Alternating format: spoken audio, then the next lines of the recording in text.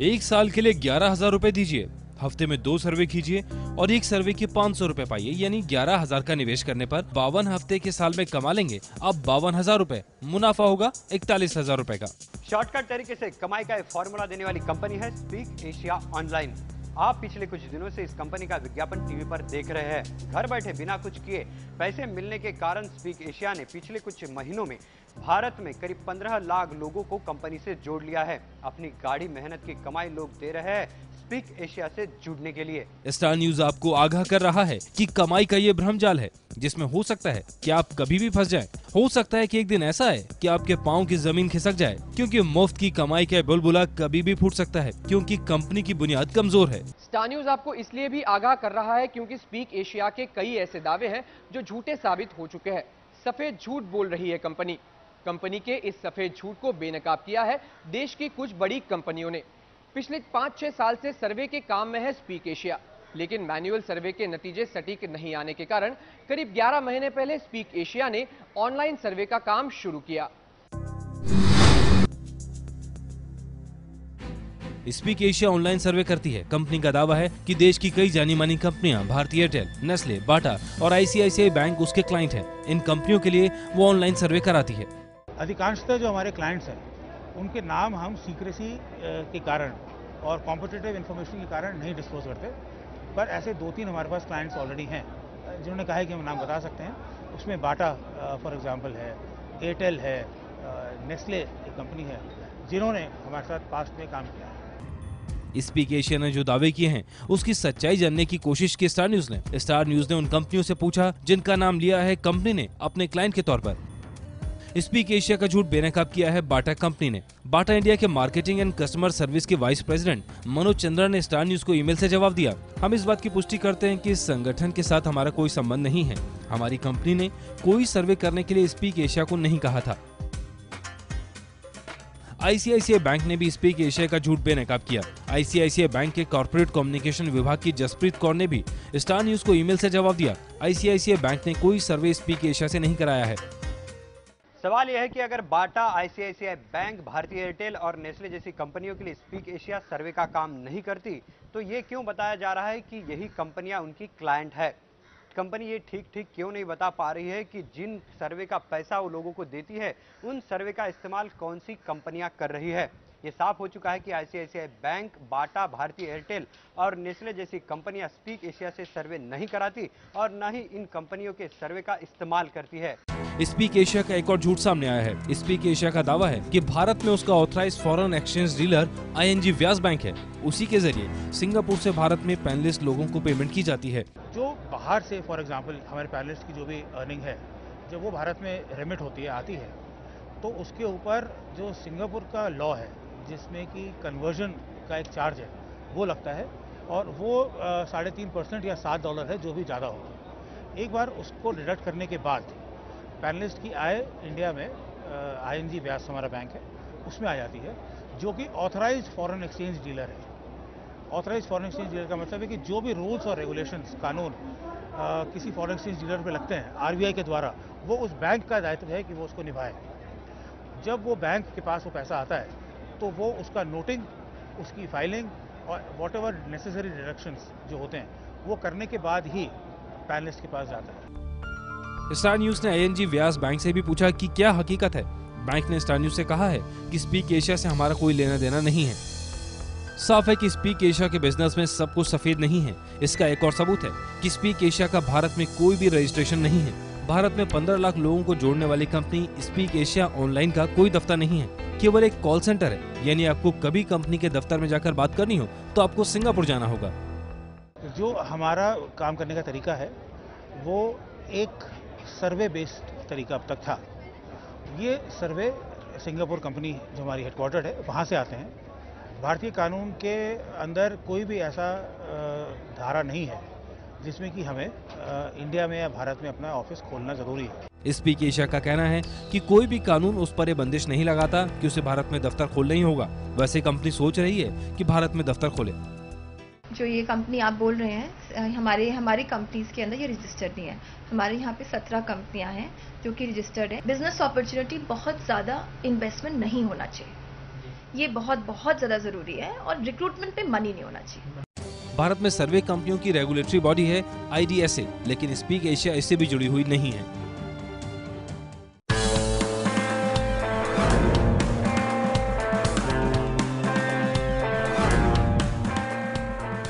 Speak Asia online नाम की company Singapore से चलती है। कंपनी का दावा है कि 15 साल से सिंगापुर में काम कर रहा है हरेन वेंचर्स।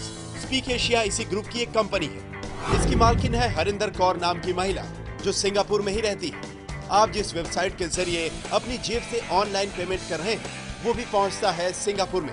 सिंगापुर में कंपनी का पता है Speak Asia online private limited, 10 UB crescent 0768 UB tech park, Singapore 408564। Bharat में कंपनी किस हैसियत से काम करती है, ये भी एक सवाल है।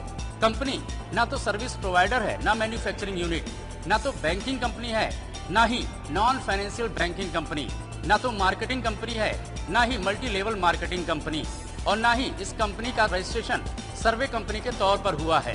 स्पीक एशिया से जुड़े लोगों को ये तो मालूम ही होना चाहिए कि जिस कंपनी में वो पैसा लगा रहे हैं या जिस कंपनी से वो पैसा पा रहे हैं, वो कंपनी किस चीज़ का बिजनेस करती है और कैसे करती है। 100% हम लोग कानून के अंदर रह के ही काम करते हैं। एक भी ऐसा कदम नहीं है जो कि हमने कानून के बाहर सोचा भी है कि लिया जाए। जब यही साफ नहीं है कि स्पीक एशिया किन कंपनियों के लिए काम कर रही है, तो ये भी सवाल उठना लाजमी है कि सर्वे के नाम पर स्पीक एशिया कंपनी कर क्या रही है, लोगों को पैसे क्यों दे रही है। जब सर्वे का कोई खरीदार नहीं है, तो कंपनी कमाई कैसे कर रही है, आपको आपके निवेश से ज्यादा पेमेंट क्यों कर रही है, इतना पैसा कैसे आ रहा है, क्या ये कोई काला धन है, क्या नाजायज पैसा देश में इस तरीके से आ रहा है। डायरेक्ट रूट से भी कुछ कंपनीज आती हैं, लाइजन ऑफिस से भी आती हैं, तो वो ऐसा हो ही नहीं सकता कि कोई भी कंपनी आए तो सरकार को ना मालूम हो। कुछ ऐसे तो ऑपरेट आप कर ही नहीं सकते। इतना ही नहीं, कंपनी आपसे रुपए के रूप में पेमेंट लेती है, लेकिन बदले में स्पीक एशिया आपको डॉलर के रूप में पेमेंट करती है। डॉलर की कीमतें भले ही ऊपर नीचे होती हो, लेकिन स्पीक एशिया किसी भी कीमत में $1 का 50 रुपए से कम भुगतान नहीं करती है। भले ही डॉलर 46 का हो, लेकिन तब भी स्पीक एशिया आपको उसका 50 रुपया भुगतान करती है, यानी अपने ऊपर बोझ लेकर के आपको मुनाफा देती है। अगर 50 रुपीज़ में कहता हूँ कि डॉलर का मतलब है, तो वो रिवॉर्ड पॉइंट का मतलब है 50 रुपीज़। और अब तक जो रिवॉर्ड पॉइंट अगर हम नहीं बोलते थे, उसमें हम लोगों ने अंडरटेक किया कि जो भी कमाई होगी $1 की, कंपनी उसको 50 रुपये से पूरा करेगी। अगर ज़्यादा तो वो पैनलिस्ट के अकाउंट में, कम तो कंपनी उसको 50 रुपये तक लाके सीलिंग पूरा करेगी। तो the company has undertaken to give a minimum support price of $1 और 50 रुपीज़। और क्योंकि ये कॉम्प्लिकेटेड हो सकता है, इसलिए हम उसको रिवॉर्ड पॉइंट बताते हैं। So it's a global currency. इससे ये भी सवाल उठता है कि ये भला कौन सा बिजनेस मॉडल है कि कंपनी खुद घाटा सहे, लेकिन कंपनी से जुड़े लोगों को मुनाफा मिलता रहे। आखिर कहां से आता है इतना पैसा कंपनी के पास। भारत का टैक्स कानून कहता है कि आप किसी भी स्रोत से कमाई कर रहे हो तो सरकार को उसका टैक्स देना पड़ता है। जिम्मेदारी कंपनी की भी है कि वो भुगतान की गई राशि का TDS काटे, लेकिन स्पीक एशिया बिना TDS काटे आपको भुगतान करती है। स्पीक एशिया से हुई कमाई का अगर आप ब्यौरा टैक्स रिटर्न में नहीं देते हैं, तो आप कर रहे हैं टैक्स की चोरी।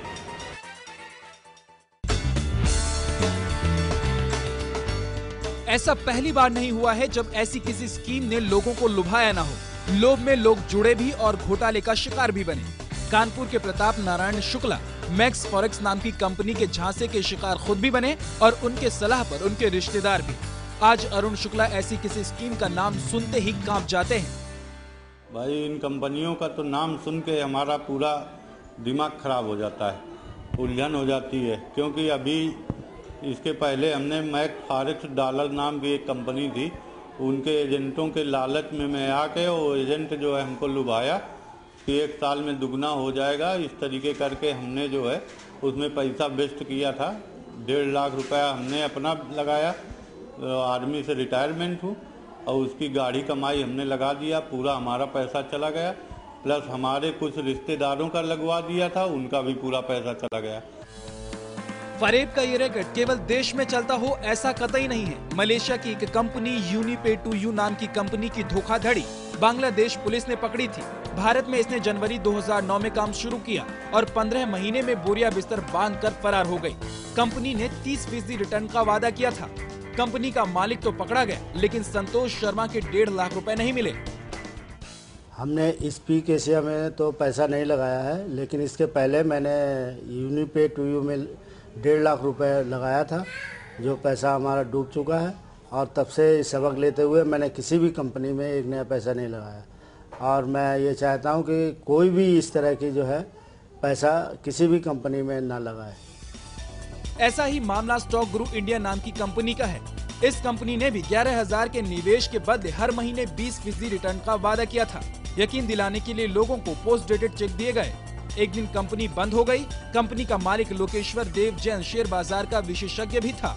पूर्वोत्तर राज्य मणिपुर के लोग ऐसी कंपनियों के निशाने पर रहे हैं। टीवीआई, फॉरेक्स इन्वेस्टमेंट, जिंटेक्स, रिचा, NSEM जैसी कंपनियों के बाद आजकल राज्य में विसारेव और ग्लोबल इंडेक्स विंग की ठगी से लोग कराह रहे हैं। 40,000 लोग झांसे में आए। महीने में 25% रिटर्न की उम्मीद से लाखों रुपए गंवा दिए। ग्लोबल इंडेक्स विंग कंपनी ठीक उसी तरह काम कर रही थी जैसे आज स्पीक एशिया कर रहा है। सिंगापुर से ऑपरेशन, लेकिन भारत में कोई दफ्तर नहीं। स्टार न्यूज ने RBI से संपर्क किया। RBI की जनसंपर्क अधिकारी अल्पना किलावाला ने स्टार न्यूज से कहा कि RBI केवल विदेशी मुद्रा के लेन देन पर रोक लगा सकता है, किसी कारोबार पर नहीं। कोई सख्त कानून नहीं है, इसलिए कोई भी आता है और लोगों को ठग कर चला जाता है। कानून के जानकार मानते हैं कि भारत में किसी भी कारोबार को चलाने से रोकने का कोई कानून नहीं है, बशर्ते वो कानूनी रूप से चल रहा हो। जब तक किसी का पैसा न डूबे तब तक कोई रोक टोक नहीं। लोगों का पैसा डूबने पर ही मच सकती है हाय हाय। कानून की एक बहुत बड़ी कमी है, क्योंकि चीटिंग के केस में जब तक अपराध हो नहीं जाता तब तक केस नहीं बनता है। और जब कोई व्यक्ति दिलासा देता रहता है मैं करूंगा और करता रहता है, और उसके विश्वास से यदि बहुत सारे लोग इकट्ठा हो जाते हैं और वो कुछ इन्वेस्टमेंट करते हैं, जब वो भाग जाएगा उस समय केस बनेगा, उसके पहले नहीं। यानी कि जब वो झांसा देने की उसकी प्रक्रिया चल रही है उस समय केस नहीं बन सकता है, लेकिन जब वो झांसा दे चुका होता है तब केस बन सकता है। लेकिन इसमें कुछ कानूनी मुद्दे हैं। पुलिस चाहे तो इसमें जो है कुछ एक्शन ले सकती है।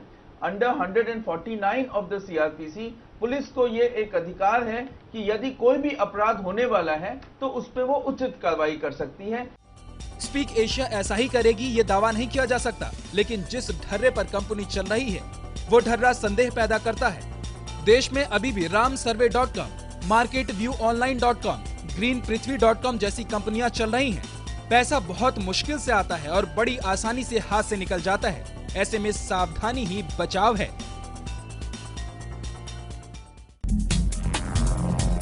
स्पीक एशिया से जुड़ने के लिए आपके पास कम से कम 11,000 रुपए होने चाहिए। सबसे पहले स्पीक एशिया ऑनलाइन की वेबसाइट पर जाकर आपको रजिस्ट्रेशन कराना होगा। रजिस्ट्रेशन के लिए 1,000 रुपए ऑनलाइन जमा कराने होंगे। रजिस्ट्रेशन के बाद 10,000 का पेमेंट और करना होगा। 10,000 का पेमेंट करने के बाद आपको मिलता है एक पैनल यानी एक ID मिलता है। इस ID पर मिलता है सर्वे का काम। हर व्यक्ति हर बुधवार को 2 सर्वे कर सकता है। एक सर्वे में मिलते हैं 500 रुपए, यानी हफ्ते में मिलेंगे 2 सर्वे के 1,000 रुपए। 4 हफ्ते में महीने के 4,000 रुपए की कमाई कर सकते हैं आप। 52 हफ्ते के साल में कमाई हो सकती है 52,000 रुपए की, यानी आपने कंपनी को दिए 11,000 रुपए और बदले में कमा लिए 41,000।